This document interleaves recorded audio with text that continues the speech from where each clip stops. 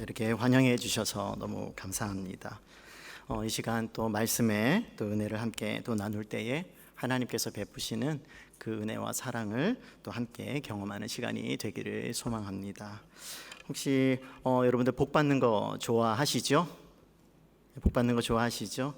그래서 새해가 되면 인사를 하게 될 때 어떻게 인사하죠? 새해 복 많이 받으세요. 근데 제가 할 때는 항상 어떤 특정한 어구를 조금 더 보충해서 합니다. 뭐일 것 같으세요? 우리는 하나님 믿는 사람들이니까 그냥 이 세상 사람들이 생각하는 그런 종류의 복 말고 그거를 포함하는 더 큰 개념의 하나님의 복 많이 받으세요.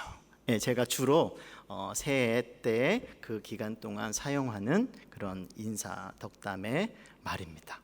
그만큼 우리나라 사람들은 모든 세계 사람들이 그렇겠지만 복을 받는 것에 대해서 굉장히 기쁘게 생각하고 또 소망하는 어떤 그런 내용일 것이라 이렇게 생각이 됩니다. 그런데 이 복에 대해서 우리가 조금 거리낄 수 있는 어떤 부분도 조금 있다고 그렇게 생각하시는 분들도 있더라고요.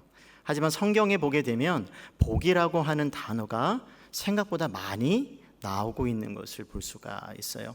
한 예를 들게 되면 구약 성경에 복에 대해서 혹시 시편 1편만 보더라도 복 있는 사람은 어떤 사람인가? 시편이 복에 대해서, 복 있는 사람에 대해서 시작을 하게 되죠.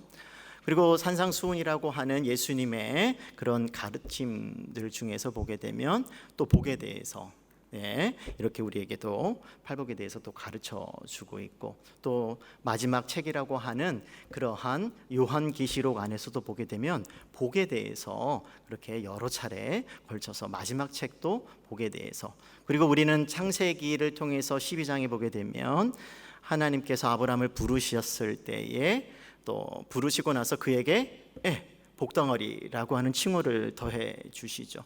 그러니까 하나님께서 복에 대해서 굉장히 관심이 많으신 것을 볼 수가 있습니다. 근데 그 하나님께서는 복을 어떻게 하시는 분으로 소개되고 있죠? 성경은 베푸시는 분이다, 주시는 분이다. 그럼 반대로 주시는 분이 있는가 하면 받는 그런 또 반대편에 어떤 그런 또 부류가 있겠죠. 우리와 같은 하나님을 믿고 또 섬기는, 더 나아가서 인류라고 하는 이름을 또 가졌다는 그 자체만으로도 우리는 창세기 1장을 통해서 알 수 있는 것은 사람이라고 하는 존재 그 자체는 하나님의 우선적인 복을 받은 사람들임을 우리는 알 수가 있죠. 왜냐하면 생육하고 번성하라, 축복하면서 해주셨던 우리들에게 말씀이기도 합니다. 그래서 성경의 시작과 또 중간과 또 끝, 그 전체적으로 보게 되면 하나님께서 우리에게 복을 베푸시기를 굉장히 원하신다, 그것을 알 수가 있습니다. 근데 그 중에서 오늘 에베소서 1장에 보게 되면 이 세상에서 말하는 그런 복을 또 포함한 또 다른 종류의 그러한 복이 있음을 우리들에게 소개해 주고 있습니다.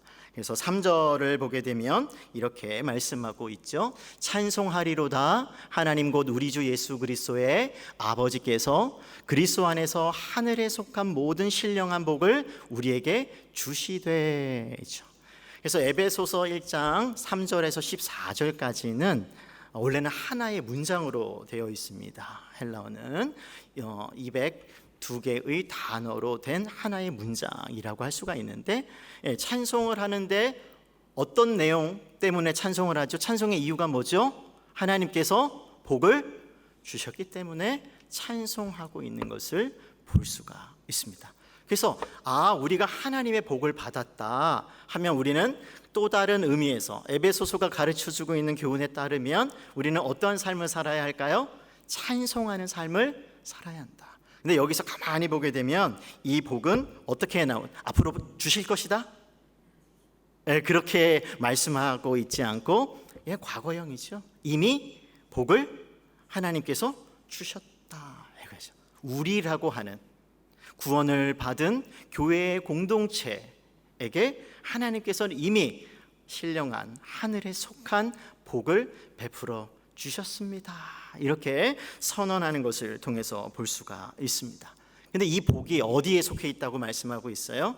이 지상에 속해 있는 것이 아니라 하늘에 있는 복이라고 말씀하고 있죠.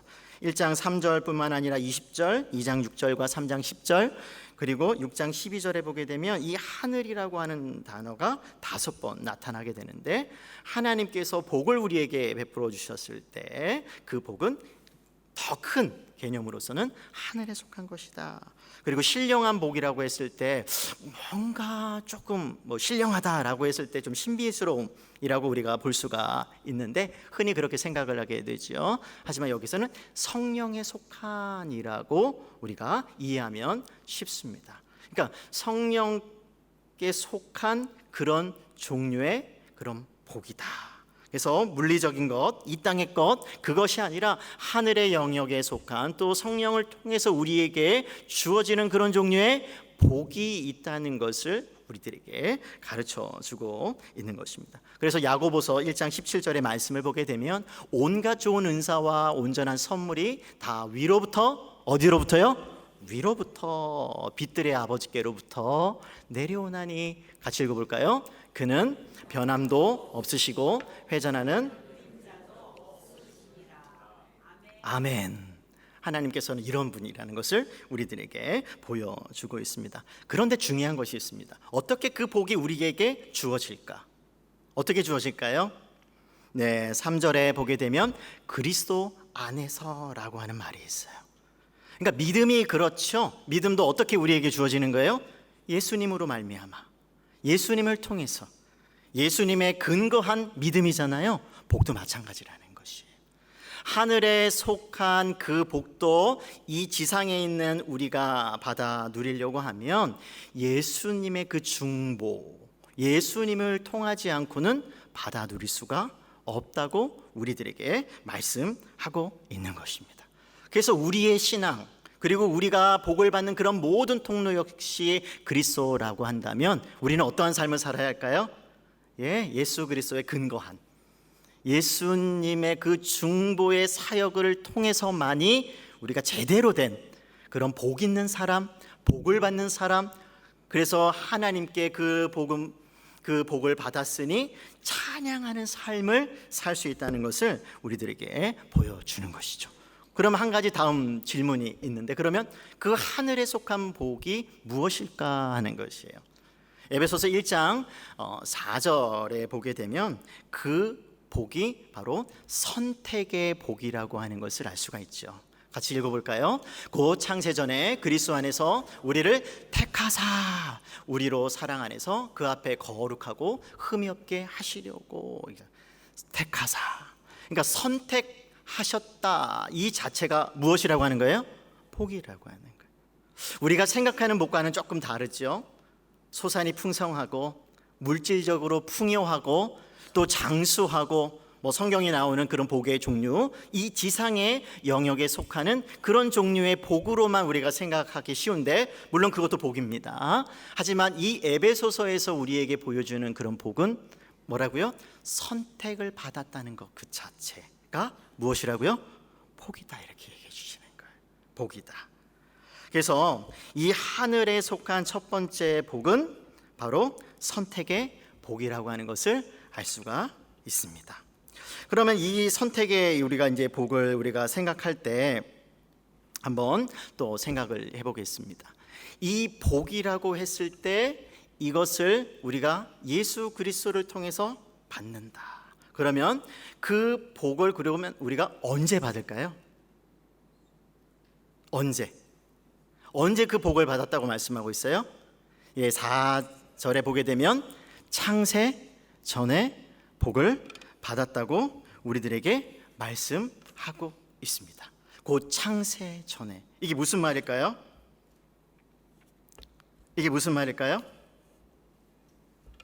창세 전에 받았다는 무슨 말이에요? 세상에서는 그렇잖아요. 누군가를 선택해요. 예를 들면 여러분들이 한 사업체를 운영하신다고 한번 생각해 보세요. 그 사업체를 운영하실 때 한 직원을 선택할 때 기준이라는 것이 있을 거 아니에요? 그렇죠? 일을 잘할 것 같은 사람, 왜 그런 어떤 사람을 우리가 선택하려고 할 거예요? 뭔가 잘할 것 같고 뭔가 능력도 있고 그렇잖아요.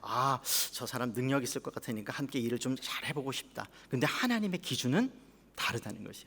창세 전에 선택하셨다는 것은 이미 뭔가를 행동을 통해서 하는 모습을 통해서 그의 이력과 경력을 통해서 경험적으로 하나님께서 그것들을 다 보시고 쟤를 선택하면 되겠네 라고 하셔서 하나님께서 선택하셨다는 것이 아니라는 말이에요.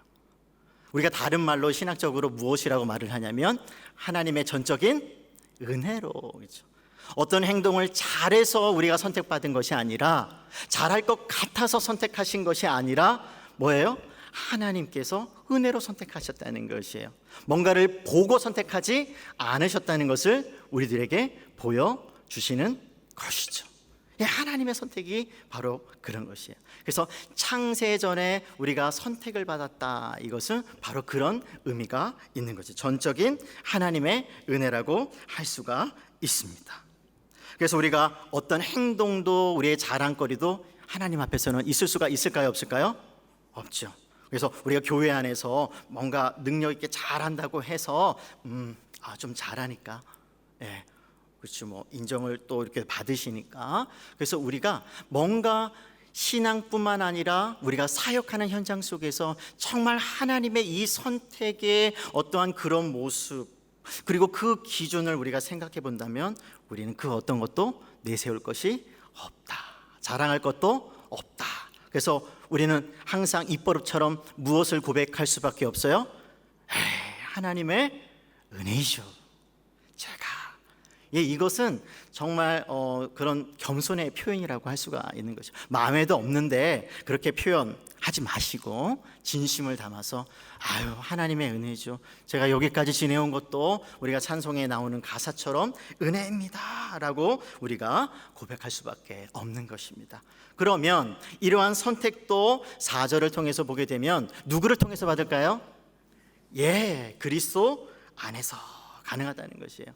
마찬가지예요. 복도 그리스도 안에서, 믿음도 그리스도를 통해서, 마찬가지로 우리가 하나님의 선택을 받는 것도 그리스도 안에서 선택을 받았다, 이렇게 말을 하고 있는 것입니다. 그러니까 우리의 신앙은요, 예수 그리스도를 떠나서는 전혀 생각할 수 없는 그런 신앙인 것이에요. 그래서 우리는 늘 신앙생활을 할 때, 그리고 일상생활을 할 때, 그리고 교회에서 봉사생활을 할 때, 그리고 우리의 주어진 삶을 살아갈 때 우리는 그리스도 중심적으로 늘 생각하고 살아가야 하는 것입니다. 툭툭 건드리면 예수 그리스도라고 하는 그분의 그 고귀한 이름이 우리를 통해서 우리의 마음의 그 깊은 곳에서 우러나와서 그러한 고백이 터져 나와야 하는 것이죠. 그래서 우리가 예전에 우리 할머니, 우리 권사님들 세대에 이렇게 보게 되면 툭 하면은 항상 어떤 말씀을 좀 입버릇처럼 하셨어요? 아이고 주여. 들어보셨어요? 아이고 주여. 아이고 주여. 오늘은 요즘 세대는 좀 저를 포함해서 잘 하지 않는 것 같아요. 반성을 하게 되는데, 주여, 이게 무슨 말씀이에요? 그게 어찌 보면 좀 너무 입버릇처럼 나오는 것일 수도 있지만 그만큼 예수 그리스도 중심적으로 살아온 것을, 그런 것이 습관화된 것이 아닐까, 우리에게도 그런 거룩한 습관이 조금 필요하지 않을까, 이런 생각을 하게 되는 것입니다.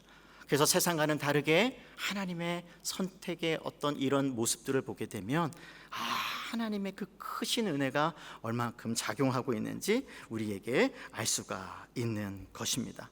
그러면 이런 하나님의 그 선택이 복이라고 했을 때 우리 한 가지 사실을 기억할 수가 있어야 돼요. 그것은 무엇일까요? 그것은 특권이라고 하는 것이에요. 세상에서도 그렇잖아요. 대통령으로 선출되었다. 정치적으로는 최고의 자리 아닙니까? 그러한 모습, 그렇죠? 그러한 자리에 오르는 것, 그것을 최고의 영광으로 생각하는데, 이 지상의 왕도 아니라 우리 만주의 주이신, 그리고 모든 것을 창조하신 하나님의 선택을 받았다?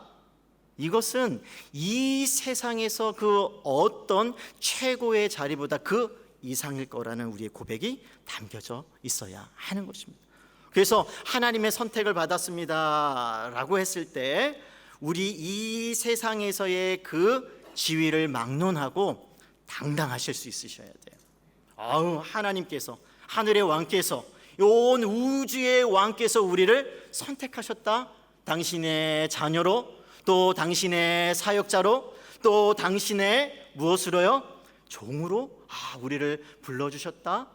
와, 백성으로 불러주셨다. 이것은 최고의 영예라고 할 수가 있는 것이에요. 그래서 한번 어깨 한번 펴주세요. 어깨 한번 펴주세요. 그래서 저 자리를 이제는 이 말씀을 들으신 우리 하누리 교회 우리 성도님들은 이제 나가실 때 어깨 피시고 당당하게, 네, 우리 또 이 나라에서 살아가면서도 당당하게 하나님의 자녀로 살아가시기를 주님의 이름으로 축복합니다. 아멘. 네. 그러면 이 하나님의 그 선택을 받은 그러면 목적은 뭘까? 무엇을 위해서 우리를 선택하셨을까요? 이미 앞에서 선택의 복은 정말 특권이다. 그리고 언제 우리가 이러한 선택을 받았다고요? 창세전에. 그래서 우리는 자랑을 내세울 만한 것이 없다. 하나님의 은혜다라고 말씀을 드렸어요. 그런데 하나님께서 누군가를 선택하셨을 때는 목적이 있겠죠. 무엇을 위해서 부르시고 선택하시는 것을 우리는 성경 전체를 통해서 하나님의 선택받은 사람들을 보면서 알 수가 있다는 것이에요. 그런데 친절하게 1장 4절의 말씀을 보게 되면 이렇게 기록되고 있습니다. 우리로 사랑 안에서 그 앞에 거룩하고 흠이 없게 하시려고. 무엇을 위해서 우리를 선택하셨다고 말씀하고 있어요? 네, 거룩하고 흠이 없게 살라고 우리를 뭐 하셨다는 거예요? 선택하셨다는 것이죠.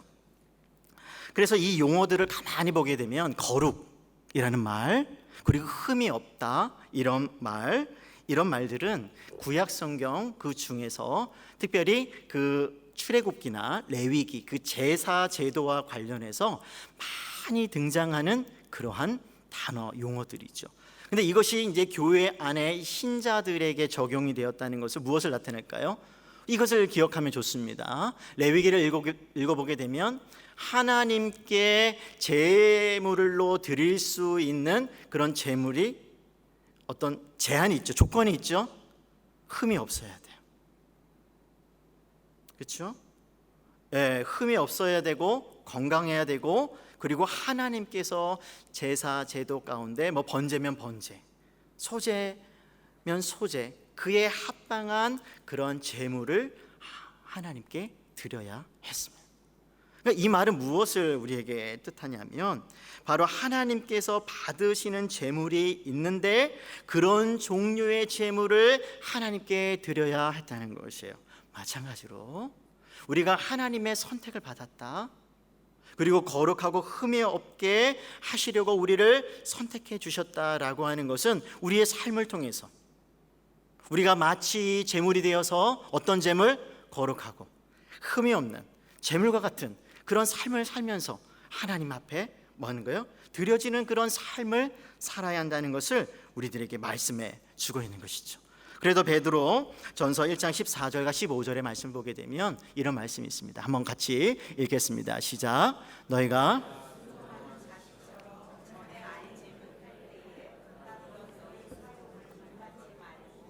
오직 너희를 부르신 거룩한 이처럼 너희도 모든 행실에 거룩한 자가 되라, 이렇게 말씀하고 있어요. 아멘이죠. 하나님께서 거룩하시다. 그리고 그 거룩하신 하나님께서 우리를 선택해 주셨고 또 부르셨다. 그렇기 때문에 그 하나님처럼 어떻게 살아야 한다고요? 거룩하고 구별되고. 무슨 말이에요? 하나님의 선택을 받기 이전과, 아니 하나님을 믿지 않는 그리고 섬기지 않는 사람들과는 좀 더 다른 그런 구별된 다른 삶을 살아야 함을 우리들에게 말씀해 주고 있는 거예요. 그런데 한 가지 사실이 있습니다. 중요한 것이 있어요. 살아보니까 어떠셨어요? 괜찮으셨어요? 근데 그러면 다른 질문을 한번 드려볼게요. 그런 삶을 살 수 있기 때문에 부르셨을까요? 없는데도 이것을 요구하실까? 이거죠. 네. 하나님께서 요구하셨다라고 했을 때는 그렇게 살 수 있는 능력을 주셨고 그 주신 것을 가지고 살 수 있기 때문에 이런 말씀을 요구를 하신 것이다. 우리는 이렇게 정리를 할 수 있어야 돼요. 그렇기 때문에 우리가 끊임없이 실패를 하더라도 우리는 어떠한 삶을 살아야 할까요? 그러한 삶을 계속해서 살아가려고 노력하는 삶, 그것이 필요한 것입니다. 그런 점에서 하나님의 선택을 받았다, 이것은 특권입니다. 이거는 분명한 사실이에요. 하지만 무엇이 따른다는 거예요? 책임이 따른다는 것이요. 특권과 동시에 그것은 책임, 그에 따른 합당한 삶을 살아야 하는 그런 책임이 있는 그런 삶이라고 하는 것입니다. 그래서 여러분 어떠셨어요? 하나님의 선택받은 자와 같은 그런 합당한 삶을 살아가고 있나요? 어떠셔요? 하나님께서는 선택의 복을 주셨어요. 이제는 복 있는 인생을 살아야 하는데, 복 받는 삶을 살아야 되는데, 이제 그와 합당한 그런 삶을 우리에게 요구하고 있다는 거예요. 순서를 잘 생각하셔야 돼요. 순서가 뭐라고요? 먼저 선택하시고 합당한 삶을 살라고 요구하시는 거예요. 너희는 내 자녀다 라고 선언하시고 선택받은 자라고 말씀하시고 그렇게 살라고 하시고, 또 먼저 복을 주시고 그에 합당한 삶을 살도록 하셨다는 것, 이 순서를 우리는 놓치면 안 되는 것이죠. 그래서 존 메가더 목사님은 이렇게 이와 관련해서 말씀했습니다. 하나님은 우리를 거룩하고 흠이 없다고 선언하고 이렇게 되도록 인도하신다. 그래서 우리는 우리의 운명인 거룩과 흠 없음을 지금 보여주며 살려고 노력해야 한다라고 말씀했어요. 예, 아멘이죠. 하나님께서는 이것을 우리에게 요구하시는 것이죠. 말씀을 정리하겠습니다. 하나님께서는 창세전에 우리를 거룩하고 흠이 없는 그런 삶을 살도록 하기 위해서 선택하셨다라고 말씀하고 있어요. 그러면 그 배후에는 하나님의 그와 같은 선택의 그 동기에는 무엇이 작용하고 있을까요? 바로 사랑입니다. 사랑 안에서 하나님께서는요 엄하게 우리에게 다가오시는 것이 아니에요.